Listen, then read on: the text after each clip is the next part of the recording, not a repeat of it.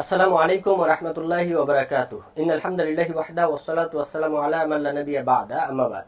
আমরা বাংলাদেশে বসবাস করি, আমরা কেউই রাজনীতির বাইরে নয়। আমরা সকলেই রাজনীতি নিয়ে চিন্তা করি, রাজনীতি নিয়ে কথা বলি, আলাপ আলোচনা করি, চায়ের টেবিলে ঝড় তুলি এবং রাজনীতি তথা গণতন্ত্রের সবচেয়ে বড় যে মার্জিন, সেই মার্জিনটা হচ্ছে নির্বাচন।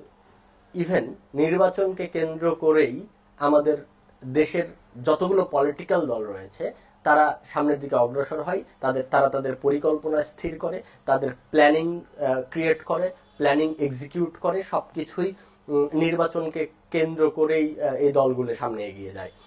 আমি নির্বাচন নিয়ে আমার মতামত পেশ করব, সাথে সাথে বর্তমানে নির্বাচন কখন হতে পারে, বর্তমান দায়িত্বশীলরা, নেতারা বা বিভিন্ন দলের নেতৃত্বস্থানীয় ব্যক্তিরা কি চিন্তা করছে, এটা নিয়ে আমার একটু অবজারভেশন পেশ করব ইনশাআল্লাহ। প্রথমতই আমরা নির্বাচন নিয়ে যেই কথাগুলো শুনেছি, প্রথমতই সংস্কার এসেছে, বিচার এসেছে, তারপরে নির্বাচনের কথা এসেছে। এই কথাগুলো এখন অনেক পুরাতন কথা, যেটা সবসময় আমরা শুনে আসছি। কিন্তু আমাদের প্রধান উপদেষ্টার পক্ষ থেকে যেটা কথা ছিল, ডিসেম্বর থেকে জুন মাসের মধ্যে নির্বাচন হবে। এরপরে একটি কথা চলে আসলো, সেটি হচ্ছে এপ্রিলের মধ্যে নির্বাচন হবে। এরপরে যখন আমাদের প্রধান উপদেষ্টা বিএনপির সবচেয়ে বড় নেতা তারেক রহমানের সাথে দেখা করলেন, তখন একটি কথা আসলো যে নির্বাচন কখন হবে। তখন একটা কথা আসলো যে এটা ফেব্রুয়ারির মধ্যে এটা নির্বাচন হবে, যদি সকল কিছু গুছিয়ে নিয়ে আসতে পারি তাহলে ফেব্রুয়ারির মধ্যে হবে।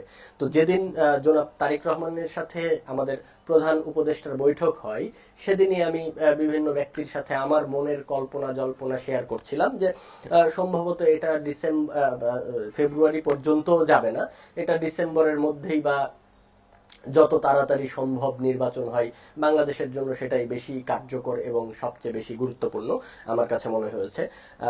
বিএনপি এই বিষয় নিয়ে, আমাদের বাংলাদেশের তিনটি দল আমরা দেখতে পাচ্ছি নির্বাচন নিয়ে। গোটা মানুষকে যদি তিন ভাগে ভাগ করি আমরা, তাহলে একটি হচ্ছে সরকারের দল, একটি হচ্ছে নির্বাচন যত দ্রুত চাওয়া করা যায় সেই দল, আর একটি হচ্ছে নির্বাচন যত পরে পিছানো যায় সেই একটি দল। এখানে তিনটি দলের মধ্যে একটি বিএনপি বা তার সাথে যারা রয়েছে তারা চাচ্ছে যে নির্বাচন যত তাড়াতাড়ি হোক সেটাই ভালো। ইভেন চাওয়াও খুবই স্বাভাবিক, কারণ বিগত 15 বছর থেকে বিএনপি এটাই চাচ্ছে যে নির্বাচন কত তাড়াতাড়ি হয়। শেখ হাসিনা আমলেরও বলেছে, পরবর্তী সময়ে আগে সব সময় তারা বলছিল সুষ্ঠু একটা নির্বাচন। সাথে সাথে নতুন যেগুলো দল এসেছে এবং ছোট ছোট কিছু দল মিলে তারা বলছে যে নির্বাচন যত পিছানো, একটু দেরি করা যায়, একটু দেরি করা যায়, বা যত একটু দুদিন পরে হোক সেটাই একটা ভালো, তারা দলকে গুছিয়ে নেওয়ার একটা সময় পাবে।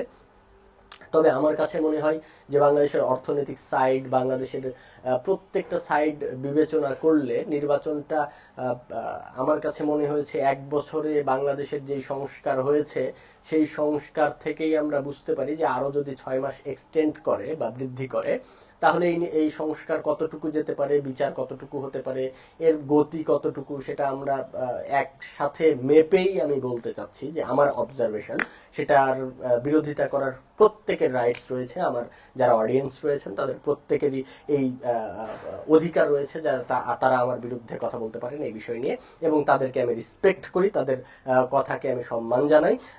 আমার পার্সোনাল যেই অবজারভেশন, সেটা হচ্ছে ডিসেম্বরের মধ্যে নির্বাচন হলে সেটা সবচেয়ে ভালো। তবে ফেব্রুয়ারির পিছনে, ফেব্রুয়ারি যেন অতিক্রম না করে। যেহেতু বড় দুই দল মিলে বা সকলেই সম্মতিক্রমে ফেব্রুয়ারি নিয়ে কারো কোনো কথা নেই, সেহেতু ফেব্রুয়ারি করলে সমস্যার কিছু নেই। তবে যদি এটা ডিসেম্বরের মধ্যে নিয়ে আসা যায়, সেটা আমার পক্ষে, আমার কাছে মনে হয়েছে আরো বেশি ভালো। এবং সংস্কার সেটা চলমান একটা প্রসেস, সেটা চলতে থাকবে। বিচার এই বিষয়টাও চলমান প্রসেস। তবে নির্বাচনের আগে যদি সম্ভব হয় তাহলে জুডিশিয়ারির দিকে একটু বেশি নজর দিতে হবে, এবং সেপারেশন অফ পাওয়ারের দিকে যদি সরকার একটু বেশি গুরুত্ব আরোপ করে, এই বিষয়টা বাংলাদেশের জন্য আরো সুন্দর এবং ভালো একটা ফলাফল বয়ে আনতে পারে বলে আমি বিশ্বাস করি। আপনাদের মতামত কমেন্ট বক্সে জানাবেন। আমার সাথে আপনাদের থাকার জন্য বিশেষভাবে অনুরোধ করছি। আমার সাথে থাকবেন এই বলে আমি আমার কথা শেষ করছি। আসসালামু আলাইকুম ওয়া রাহমাতুল্লাহি।